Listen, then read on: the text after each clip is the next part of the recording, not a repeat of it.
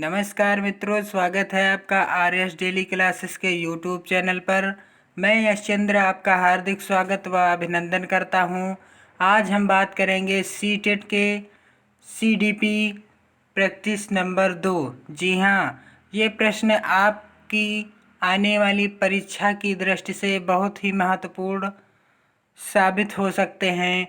तो आइए प्रारंभ करते हैं। सीटेट बाल विकास एवं शिक्षा मनोविज्ञान प्रैक्टिस संख्या 2। पहला प्रश्न है हमारा, बच्चे दुनिया के बारे में अपनी समझ का सृजन करते हैं। जी हाँ, बच्चे दुनिया के बारे में अपनी समझ का सृजन करते हैं। इसका श्रेय है, यह परिभाषा किसने दी है? यह कथन किसका है? पियाजे का है। जीन पियाजे का है। दूसरा प्रश्न है हमारा, बच्चों के बौद्धिक विकास की 4 विशिष्ट अवस्थाओं की पहचान किसने की? 4 विशिष्ट अवस्थाओं की पहचान जीन पियाजे ने की। किसने की? जीन पियाजे द्वारा की गई। अगला प्रश्न है हमारा, किस अवस्था में बच्चे अपने समवयस्क समूह के सक्रिय सदस्य हो जाते हैं? किस अवस्था में बच्चे अपने समवयस्क समूह के सक्रिय सदस्य हो जाते हैं? तो किशोरावस्था में। किस अवस्था में? किशोरावस्था में। अगला प्रश्न है, बच्चों के सीखने की प्रक्रिया में माता पिता को भूमिका निभानी चाहिए। कैसी निभानी चाहिए? कैसी भूमिका निभानी चाहिए? अग्रोन्मुखी। कैसी? अग्रोन्मुखी।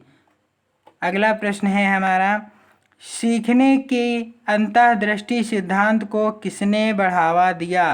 तो सीखने का जो अंतःदृष्टि का सिद्धांत है या सूझ का सिद्धांत है, यह गेस्टाल्टवादी सिद्धांतवादियों ने दिया। गेस्टाल्ट सिद्धांतवादियों ने दिया, जिसमें मुख्य थे कोहलर, वर्दीमर।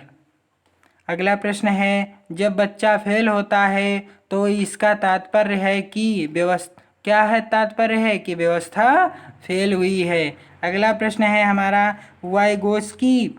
जी हाँ, वाइगोत्स्की बच्चों के सीखने में किस कारक की महत्वपूर्ण भूमिका पर बल देते हैं? तो सामाजिक कारक पर। किस कारक पर? सामाजिक कारक पर। अगला प्रश्न है, मानव व्यक्तित्व परिणाम है। मानव व्यक्तित्व परिणाम है किसका? आनुवंशिकता और वातावरण की अंतःक्रिया का। मानव व्यक्तित्व आनुवंशिकता और वातावरण की अंतःक्रिया का परिणाम है। अगला प्रश्न है हमारा, सूक्ष्म गतिक कौशल का उदाहरण है। सूक्ष्म गतिक कौशल का उदाहरण क्या है? लिखना। लिखने में हम सबसे कम शारीरिक गति का प्रयोग करते हैं।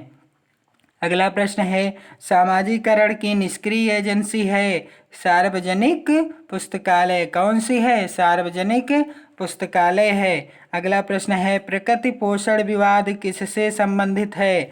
प्रकृति में होता है हमारा आनुवंशिकी। प्रकृति में होता है आनुवंशिकी और पोषण में होता है वातावरण।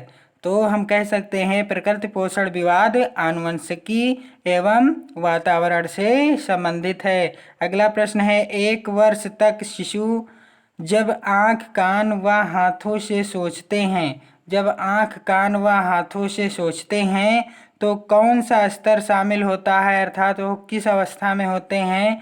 तो इंद्रिय जनित गामक स्तर। कौन सी अवस्था है? इंद्रिय जनित गामक अवस्था या स्तर। अगला प्रश्न है, किसने सबसे पहले बुद्धि परीक्षण का निर्माण किया? तो एल्फ्रेड बिने ने किया। अगला प्रश्न है, सभी के लिए विद्यालयों में सभी की शिक्षा। जी हाँ, बहुत ही महत्वपूर्ण प्रश्न है। सभी के लिए विद्यालयों में सभी की शिक्षा किसके लिए प्रचार वाक्य हो सकता है? तो यह प्रचार वाक्य है हमारी समावेशी शिक्षा का। किसका? समावेशी शिक्षा का।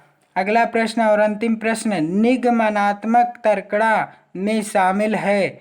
निगमनात्मक तर्कणा में शामिल है सामान्य से विशिष्ट की ओर तर्कणा।